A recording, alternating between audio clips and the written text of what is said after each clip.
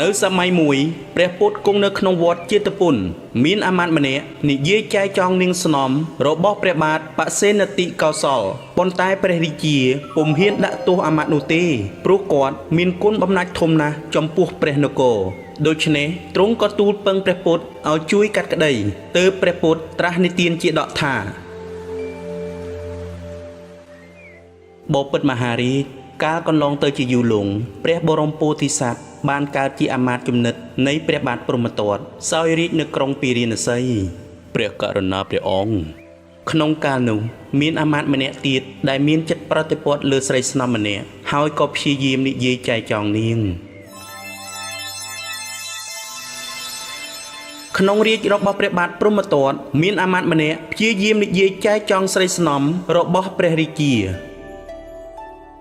ណែនាងរស់នៅក្នុងរាជវាំងមានសេចក្តីសុខទុក្ខយ៉ាងណាដែរ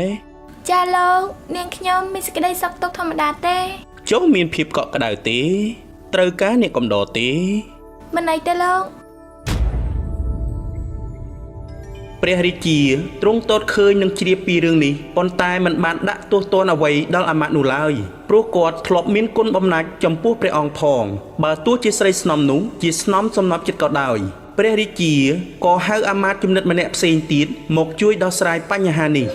ណែអ្នកជំនិតអ្នកចូលមកនេះមកក្រាបទូលព្រះអង្គតើព្រះអង្គមានអ្វីចង់ឲ្យទូលបង្គំធ្វើទេ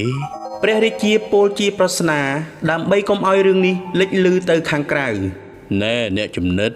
នៅសម័យកាលមួយមានរាជសីមួយហួងហែងស្រះបោកខរណីថែរក្សាទុកជាសម្បត្តិផ្ទាល់ខ្លួនតែមានឆ្កែចចកមួយចុះទៅផឹកទឹកស្រះនោះតើវាមិនខ្លាចរាជសីនោះទេឬ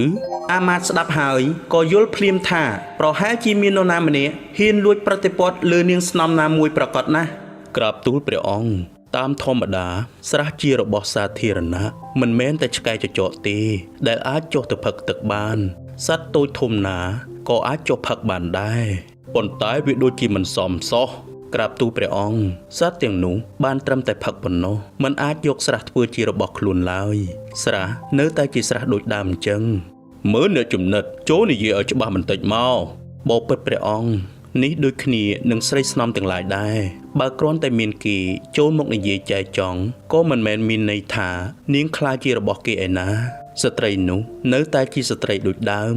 ចុះអ្នកចង់ឲ្យយើងធ្វើដូចម្ដេចក្រាបទូលព្រះអង្គបើអភ័យទោសឲ្យបានគួរតែអភ័យទោសទៅព្រះអង្គល្អណាស់អ្នកចំណិតកាលបានស្ដាប់សម្ដីអាមាត្យហើយព្រះរាជាក៏យល់ភ្លាមទើបព្រះអង្គគ្រាន់តែហៅអាមាត្យនោះមកដាស់តឿនកុំឲ្យធ្វើដូច្នោះតទៅទៀត